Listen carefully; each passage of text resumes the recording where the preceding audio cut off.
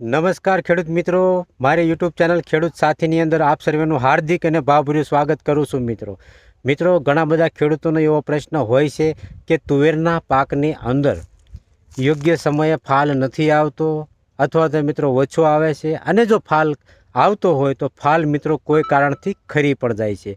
તો મિત્રો આવા પ્રશ્નો સોલ્વ કરવા માટે આપણે ઉપરથી છંટકાવની અંદર 05234 જે વોટર સોલ્યુબલ ખાતર આવે છે મિત્રો, એનો છંટકાવ કરવાનો છે. અને જો ફાલ ન ખરે એના માટે મિત્રો આપણે બોરોનનો ઉપયોગ કરવાનો છે. મિત્રો હવે માની લો કે આપણા તુવેરના પાકની અંદર જો ફૂગનો પ્રશ્ન દેખાય મિત્રો, તો ફૂગનાશક તરીકે આપણે કોઈ પણ કન્ટેન્ટ વાપરતા હોઈએ તો મિત્રો 05234 આપણે સિલેક્ટેડ ફોર્મમાં લેવાનું હોય છે. મિત્રો એનું કારણ એ છે કે જે ફોસ્ફરસ તત્વ છે મિત્રો, એની સાથે ફંગીસાઇડ એડ કરશું તો ડોઝીસ ફાડવાના પ્રશ્નો ઊભા થશે મિત્રો.